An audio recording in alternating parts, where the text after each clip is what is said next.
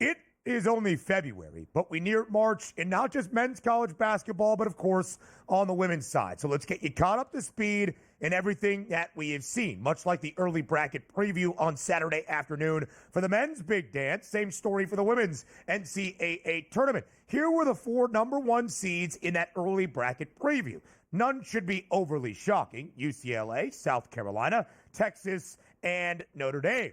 But that came out on Sunday afternoon ahead of a huge game for South Carolina at home hosting UConn. The Gamecocks got beat bad by 29, matching their third largest home defeat in nearly 25 years and ending South Carolina's 71-game home win streak. I still think South Carolina's probably on the one line when all is said and done, still with a couple of weeks remaining in the regular season in conference tournament action, the opening full week in March to determine everything, seed lines and spots in the NCAA tournament.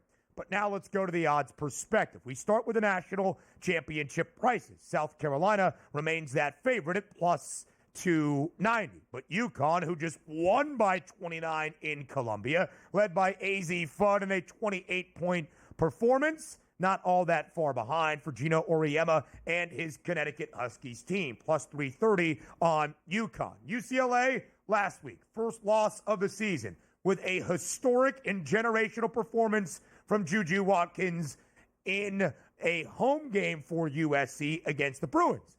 First loss of the year for UCLA after 23 straight wins. The Bruins are going to be fine, and they have one of the best bigs in the sport in Lauren Betts. I already bet UCLA about a month ago at 5-1 to win the title. That number now down by $1. Earlier today, I bet Texas at a 5-1 price to win the national championship for reasons I will tell you in just a moment, but Notre Dame at 5-1 as well. And I just want to take a moment. Oftentimes, we have seen dominance in women's college basketball. UConn for the better part of the early aughts and into the 2010s. South Carolina here as of late. You'll have a very short favorite in comparison to the rest of the field. You see right there, 5 teams separated by just over $2, all at a 5-1 price or better. That is awesome.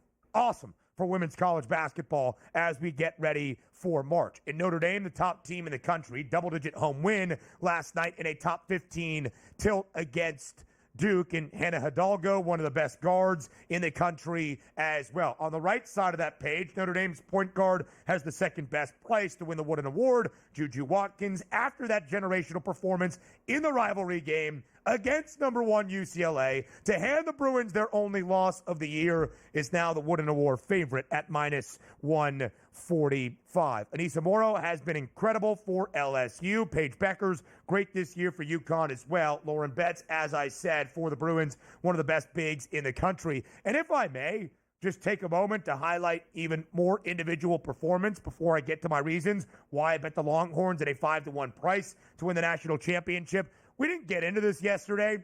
Our apologies.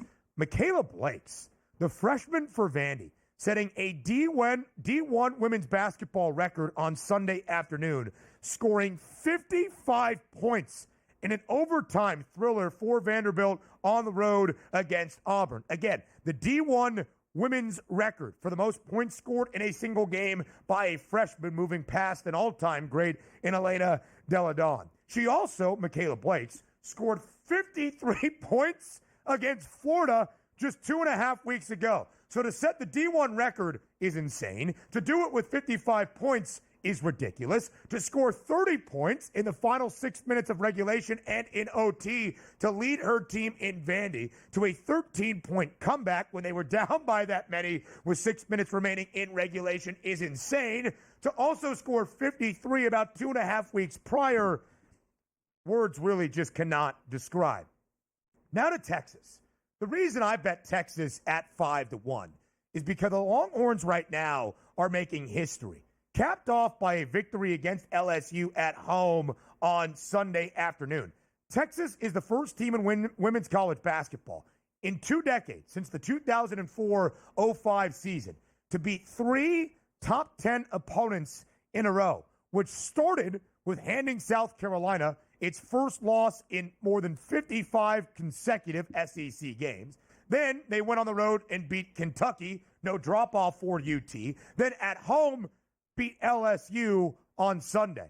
Texas is a big game hunter.